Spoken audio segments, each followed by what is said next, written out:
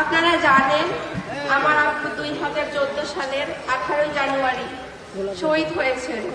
আমার আব্বুকে নির্মমভাবে হত্যা করা হয়েছে। আজ 11 বছর চলছে। দীর্ঘদিন যাবৎ তারেক রহমান আঙ্কেল আমাদের পাশে ছিলেন। তিনি এতটা নির্যাতিত হওয়ার পরেও আমাদের পাশে ছিলেন, আমাদের খোঁজ খবর রেখেছেন, সর্বদাই আমাদের পাশে ছিলেন। তিনি আমাদের অভিভাবকের পালন করেছেন। আমরা চিরকৃতজ্ঞ ওনার প্রতি। আমাদের কৃতজ্ঞতা আর দোয়া ছাড়া কিছুই নাই দেওয়ার মতো। আপনারা তো জানেন 2014 সালে আওয়ামী লীগ সরকারের সন্ত্রাসীরা আমার আব্বুকে নির্মমভাবে হত্যা করছে। আমাদের কাছ থেকে চিরদিনের জন্য আমার বাবাকে কেড়ে নিছে।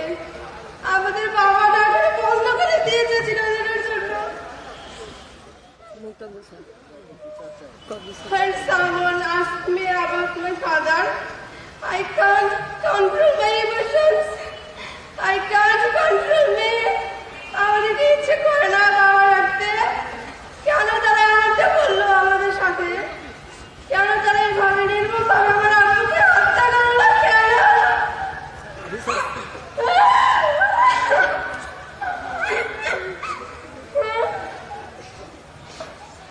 আমি আমার আব্বুর হত্যার বিচার চাই।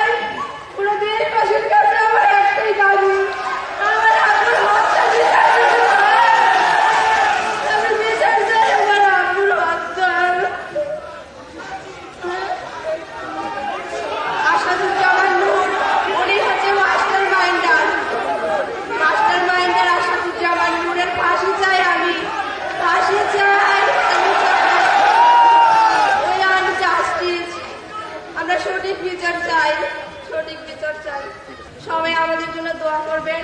তারেক রহমান আঙ্কেল, আপনার ফ্যামিলির প্রতি, আপনার প্রতি অনেক অনেক দোয়া রইল। আমি আমার হৃদয়ের গভীর থেকে আপনার জন্য দোয়া করি। আপনি দেশে ফিরে আসুন আমাদের মাঝে। আমরা আপনাদের সাথে আছি। আপনারা আমাদের সবসময় খেয়াল রাখবেন। আমরা আপনাদের সবসময় পাশে থাকবো। আমরা সবাই মিলে নতুন একটা দেশ গড়ে তুলবো ইনশাআল্লাহ।